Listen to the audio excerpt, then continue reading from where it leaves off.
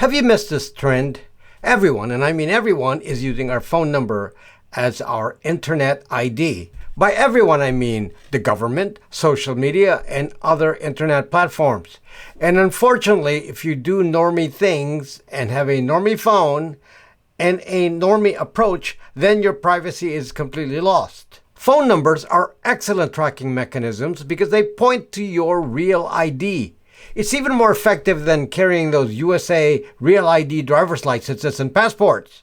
The fact that we are all forced into having a mobile phone directly impacts this loss of privacy.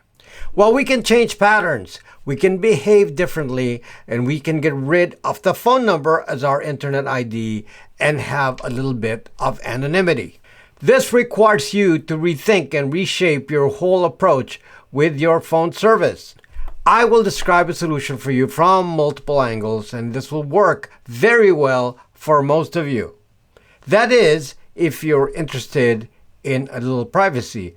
Otherwise, you can assume that everything you do on the internet is attached to your phone number. You will still have phone numbers. You can still receive SMS, but it will be different. So if you're interested in breaking this connection between your phone number and what you do on the internet, stay right there.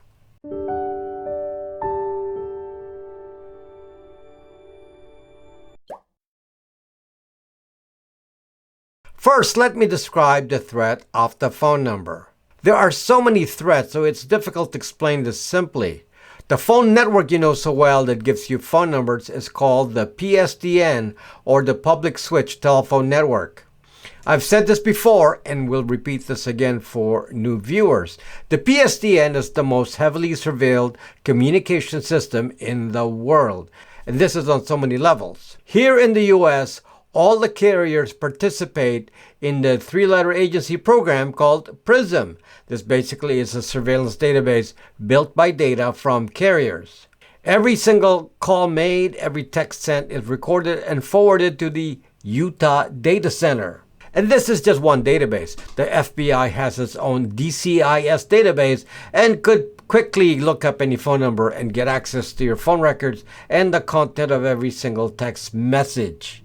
On top of this is the infrastructure for tracking calls and texts provided by the CALEA law in the US. So we're zucked multiple times.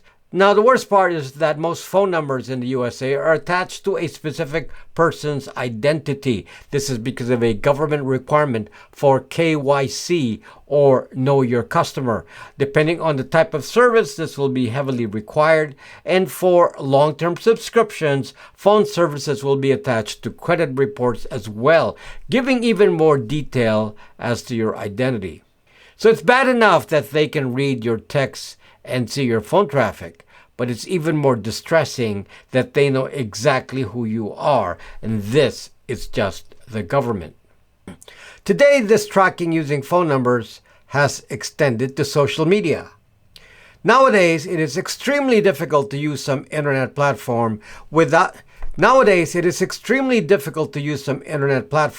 without giving them a mobile number. What if you do not have a mobile number? Well, apparently, that's no longer allowed. Normie behavior is expected of you. If you don't have a mobile phone number, then A, you're not an adult, or B, you're not a valid human being, and you deserve to be blocked. So you're forced to give in, and you give them your phone number. But it doesn't stop there.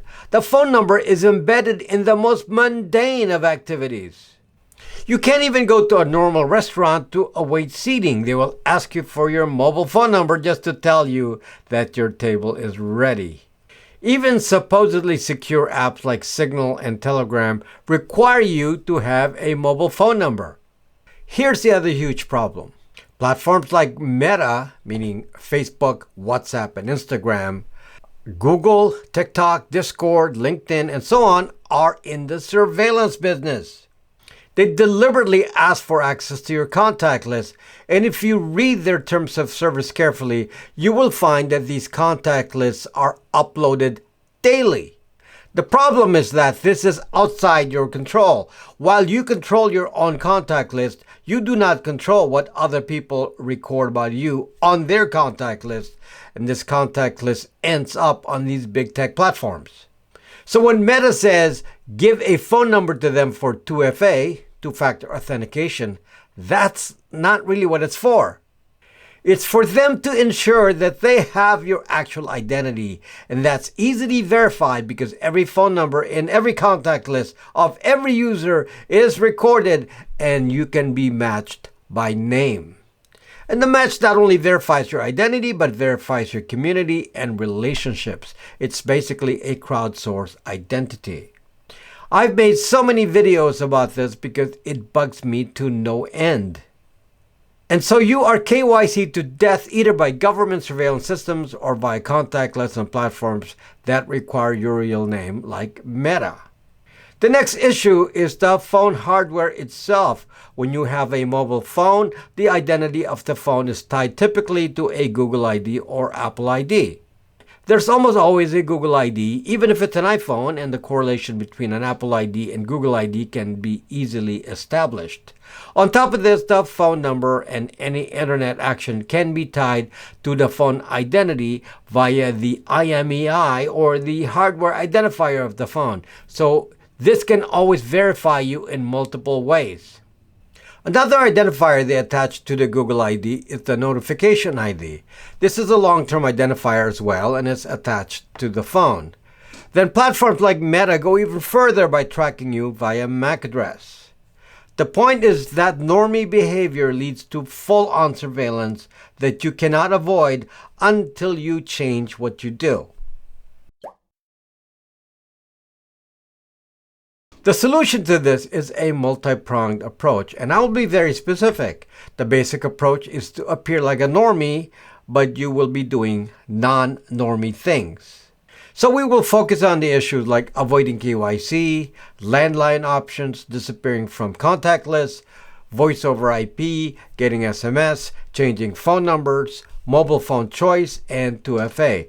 Lots to cover here, so stay put. Fortunately, I've understood this problem for a long time, and it took me a while, but I've built my own solution. And before you start criticizing me for explaining a product that I made, you should look at the other options and you will find that I actually made an elegant solution that is extremely price competitive, as well as being a complete solution. This is not a selling video, it's an actual solution. So if you do not want to hear it, you will be certain to miss out. The basis of my solution uses a product I call Brax Virtual Phone, and it required programming to make it happen. It is a voice over IP service with SMS and is tied to a whole infrastructure I built to protect our privacy. The solution I will describe is USA and Canada only, but I'm sure there are similar providers internationally, though they will likely be more expensive than our offerings.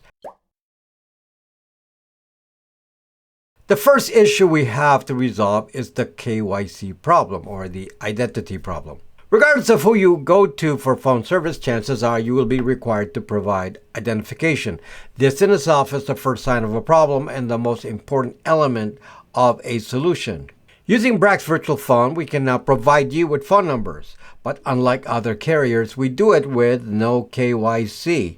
We do not require you to identify yourself, and our databases have no connection to the PSTN that provides any information on who paid for a service. You sign up for the service on our platform BraxMe, which already is a platform with no identity required. We don't even ask for your email. You may be asking, how do I get around the KYC problem? Well, just as an FYI, I was KYC to death to start this service, so I'm the identity. However, I do not ask it of you as long as your use of the service is legitimate and for personal use. So any phone number in our Brax Virtual Phone service does not appear with any identity in the PSTN. Now, this is a more robust solution in our case because our carrier trunk is in Canada. So we link up to Canada and not the USA. The interesting thing about Canadian carriers is that they're not required to participate in the USA PRISM program. I specifically asked my Canadian carrier if they send their data to USA three-letter agencies, and I was assured they do not. So not only is a Brax virtual phone number not identified by KYC, but also a direct record of all your phone calls and texts is not fed to mass surveillance databases powered by the PSTN. What's wrong with a landline? You can use a Brax virtual phone line using hardware called SIP phones, SIP. And here's an example of that device.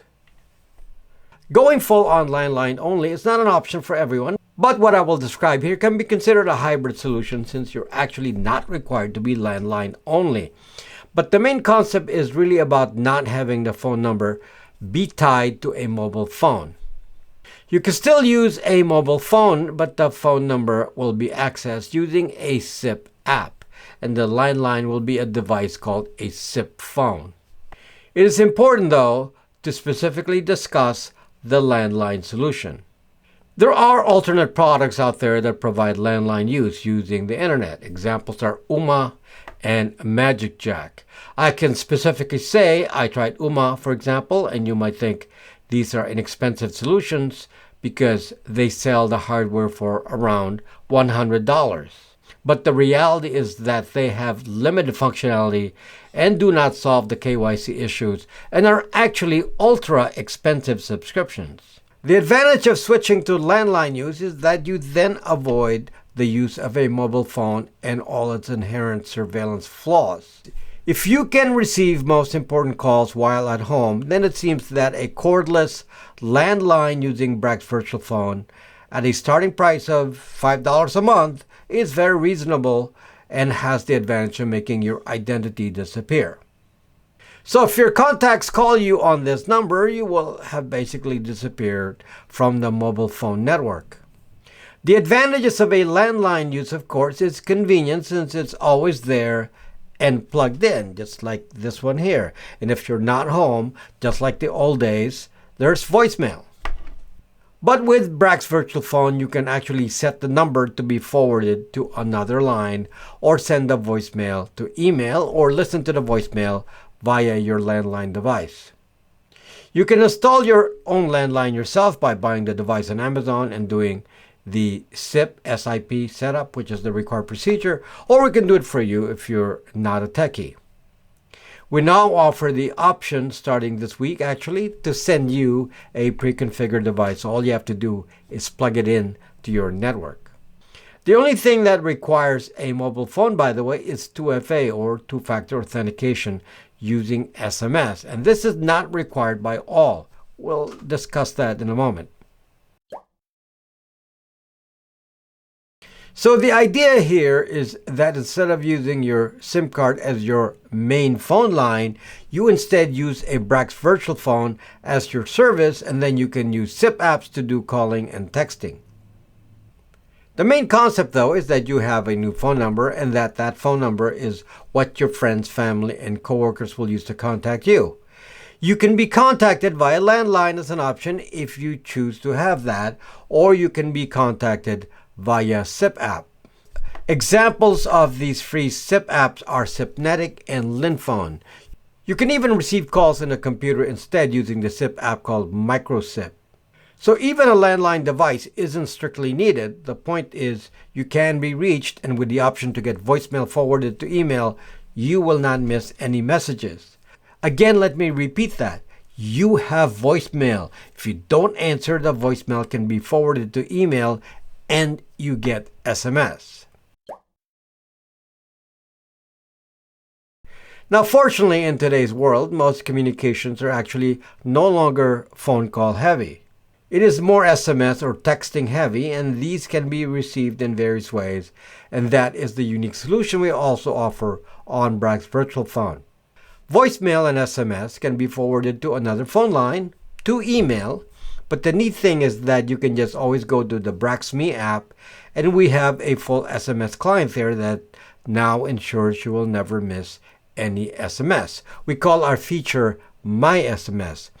We just completed programming this from being a basic SMS app to a fully capable SMS app that can receive even MMS. And as long as you can get internet, you can see the SMS on BraxMe from any browser or the BraxMe app. In contrast to many voice-over IP solutions like UMA, which does not handle personal texting, here you actually receive SMS and you can access this with or without a mobile device. This is a very important point I want to explain here. Your current phone number is tainted information. It is known to big tech as your identity through prior contact lists. It is known to government as well due to KYC. It is even stored in your credit reports like Equifax and TransUnion, and likely historically. So you do not want to keep using your current phone number. You have to transition out of that. But generally speaking, you will need to partition your phone numbers so that the number known to your friends and family may not be the same number used for other people you don't know or use with internet platforms. You will want multiple phone numbers. That is the primary method of canceling out the taint of your past phone number history in the hands of government, big tech, and credit agencies. It is also how collection agencies can easily find you, by the way. My recommendation is to have at least 2 phone numbers and possibly more if you're running a business. One phone number should be dedicated to friends, family, and anyone who will likely put you in a social media contact list. This will replace your most common number that is now attached to many of your social media logins and matches you 100%. By using a new number, the internet platforms will lose the link between your platform identity and those friends. Even if your friends put this number on their contact list, since you will not be using this number on the internet, then it will be some unknown and unspecified landline in the eyes of big tech. Next, you need a second number for use with internet platforms. Let's discuss this in the context of 2FA.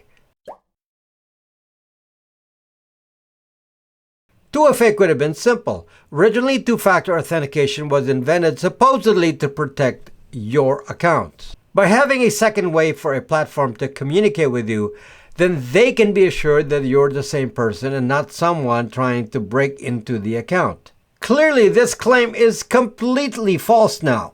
Completely. Some platforms are still authentically using it for that, like banks. But sites like Meta and a long list I will state here like Discord, Apple, Rumble, Twitch, Yahoo will not accept a number that they determine is not mobile. In some cases, Google and Amazon may stop you too, though I didn't really have this problem, so this may be case by case. And they go through some process to determine that a number is not mobile. Which is really stupid, since as long as you can receive SMS, then it should be a legit proof for two-factor authentication and equivalent to mobile. Now, fortunately, the vast majority of sites do accept non-mobile numbers like Brax Virtual Phone, so this is not necessarily a significant problem. We'll discuss how to handle some of these special cases later on. But in general, you'll need a different number for 2FA. Using Brax Virtual Phone, you can have an inexpensive secondary line for 2FA for use with any internet site using our lowest volume plan, which is only $5 a month. And this should cover you with most sites. Now, interestingly enough, some of those sites that sometimes block non-mobile numbers for 2FA actually accept an alternate form of 2FA that does not require mobile. Google, Amazon, eBay as an example all accept passkeys. Passkeys can be created on Windows, for example, and you can even log in with just a PIN code as a passkey, or you can use your fingerprint reader. Some will alternatively accept a hardware key like a YubiKey instead of a phone number. These solutions will override the need to supply a phone number. I do not have a mobile phone number associated with Google, Amazon, or eBay. If you cannot do passkeys, or if a platform does not use passkeys as an option, then we'll discuss another option using a SIM card, and that will be coming next. Now, some of you will actually need to do your communications on mobile, so you can't escape without a SIM card. Or you already have a current SIM card. You already know from what I've said earlier that your SIM card with your well-known phone number is quite tainted right now. So keep using it at the expense of privacy. But with a little careful thought, it doesn't mean I'm suggesting that you do not have a SIM card on your mobile phone.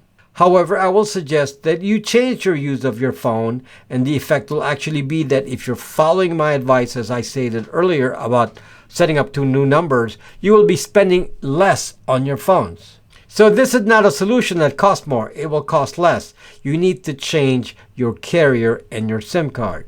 Most mobile phone services are very expensive, but there's a trick, folks. The trick is to avoid using the phone and text on mobile. Just use the cell data.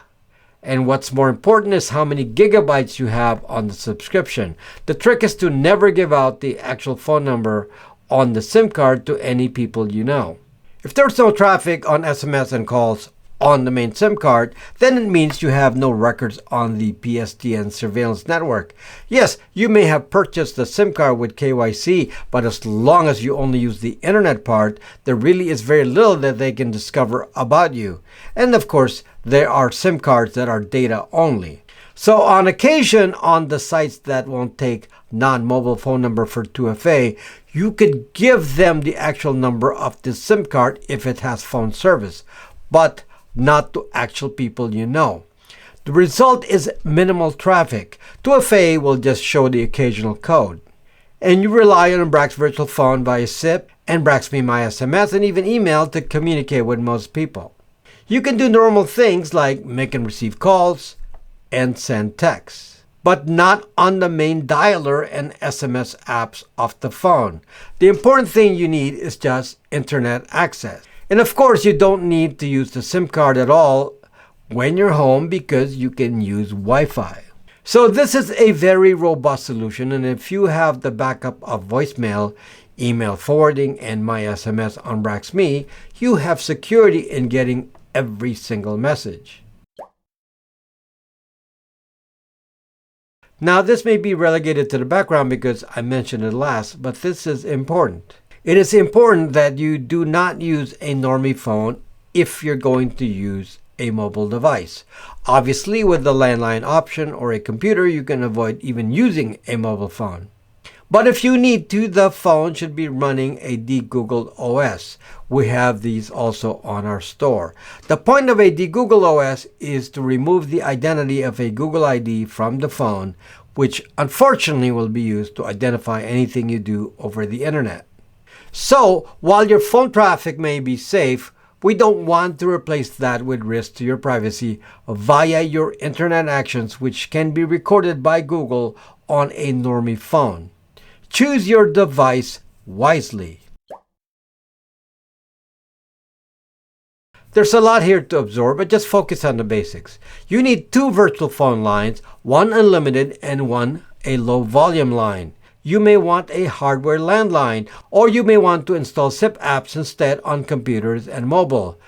You may want a SIM card with a cheaper plan or a data-only plan, but you will hardly ever use the SIM card for calls and SMS if it has that. You will remember which number should be given to whom so you don't mess it up. Write these steps down so you memorize it. But you will like the end results. Privacy. Folks, the products mentioned in this video are available on our platform on BraxMe. There are several products there that were created to support our privacy battle. I've talked about Brax Virtual Phone. We also have BraxMail, so you can give each platform a different email address. One account can handle that. We have the Google Phone so that the link to the Google ID is eliminated. We also have a VPN service, Bytes VPN, to protect your IP addresses. Join the over 100,000 people who are on our app, and you can discuss privacy with all the people there. Thank you very much for watching, and see you next time.